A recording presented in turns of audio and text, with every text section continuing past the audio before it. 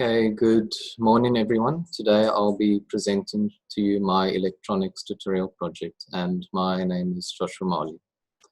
Okay. As an introduction to electronics at New Cloud Academy, I was required to assemble and program an Arduino-based robotic car. The aims of the robotic car would be to include the following functions, which is roam with obstacle avoidance, line following, and speed control, in which the car would travel relatively faster on straight lines while relatively slower while making turns during the line following operation. The following websites helped provide me with much needed information and guidance. The Arduino website provided me with a lot of information for any beginners in Arduino.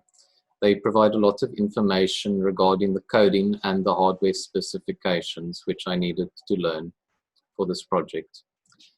The website DroneBot Workshop was also very useful in helping to show how to make the necessary connections, and also showed some of the necessary coding for the program.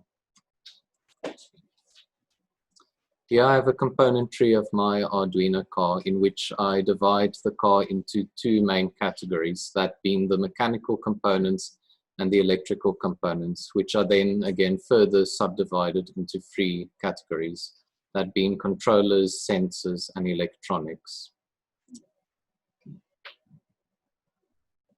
Here's a physical component layout diagram of my project, showing the input being the ultrasonic sensor at the top, with the two infrared sensors on its left and right-hand side, and the optical sensors or the speed encoders being closer to the center of the page, also on the left and right-hand side. And the driver used for this project being the L298N motor controller, and the microcontroller being the Arduino Uno.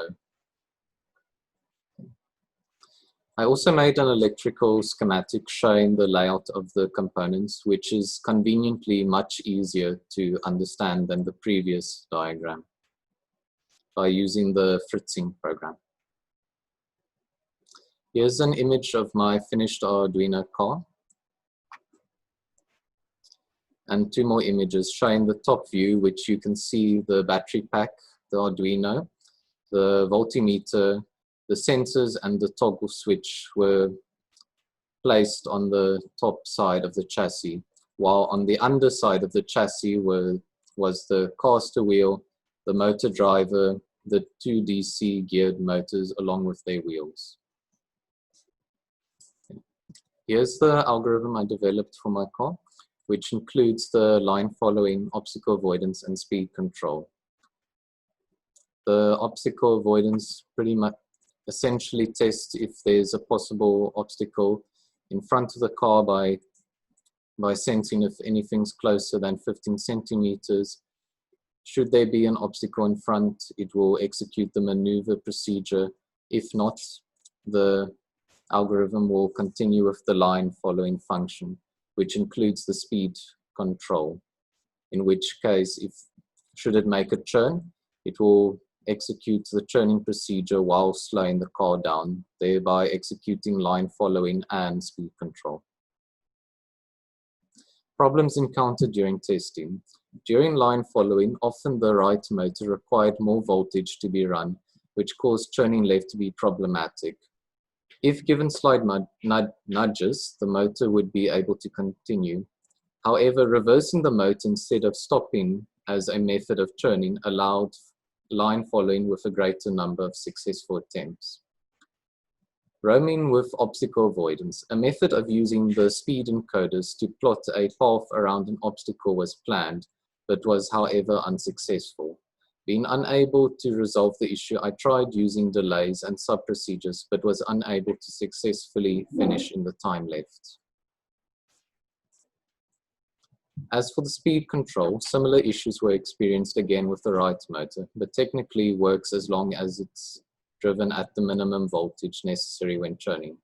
Once replaced with a better motor, much definite slower turns will be observable.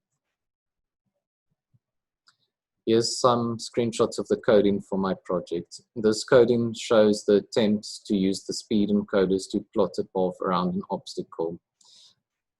essentially how the coding was intended to work. By using the speed encoders, the rotation of the wheels would be precisely controlled to an accurate degree, allowing me to make close to 90-degree turns and to be able to write to the car to make certain distances to move forward.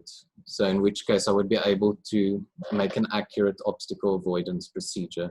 However, when I put the sub procedures together with delays in between, for some reason the delays were influencing the accuracy of the turns, making it horribly inaccurate. So unfortunately I had to abandon this method, but I do intend to try and discover what the issue was. Here's the code for attaching the interrupt service routine to the interrupt pins. The code in here is the sub-procedure for making a 90-degree right turn. And the code here includes the interrupt service routine for the right in speed encoder using the variable counter underscore R, while under is another sub-procedure which is called forward certain distance, which would allow the car to move a certain distance forward.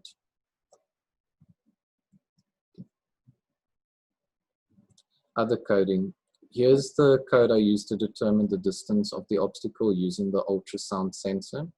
And on the right was the obstacle avoidance maneuver I tried to implement, but however was unsuccessful. On the left is the coding I used for the line following with sub-procedures left, right, stop, and forward. On the right is the coding with the sub-procedures for forward and void right, but on top the variables in speed normal and speed turn can be seen, which is used in the speed control. Project testing. Modifications based on initial development. The car used to be powered by a 4 AA battery pack, but was later replaced with a 6 AA battery pack to provide more power to the L298N motor driver to give more consistent results and longer runtime before batteries needed to be replaced. Also, medium length wires were later used to make the car more streamlined and less likely to get its wires caught on any moving parts. Results. The line following can be done, but could be improved upon in terms of hardware and possibly coding. Obstacle avoidance. Unfortunately, I was unable to create a successful procedure in the time left. And for speed control, technically successful, but not easily observable with the current motors.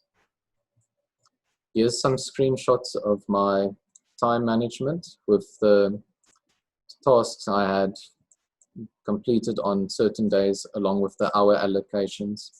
In the top right you can see a pie chart showing my hour allocation for this term, notably theory taking the largest portion, that being because I was required to learn other electronic fundamentals, as well as I spent my time reading up on the coding and hardware specifications for the car, and project time being the second largest portion. My self-assessed mark out of 10 for time management. Unfortunately, I spent a considerable amount of time finding and replacing motor controllers that weren't functioning adequately, as well as motors that couldn't be driven at certain low voltages that were necessary. I could have developed my code in a more systematic way, which could have improved my time management. I should have split the code for each of the car's function into their own programs to be combined late in the end. I would therefore rate myself a 6 out of 10 for time management. Acknowledgements. Thanks to the following people, I did not struggle as much as I could have without them. Richard, who provided hardware when faulty hardware was suspected to be the issue. Alex, who helped improve my understanding of the coding aspect. Alistair, who helped troubleshoot connections. And Nicholas, who helped with the powering issue and understanding the code.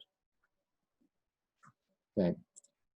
Habits that I developed during this project: planning and setting goals, learning to try and do things in a systematic way, especially when trying to troubleshoot, bad habits I developed. I perhaps spent more than the necessary amount of time on allowing the car to perform a procedure to test if the results were consistent.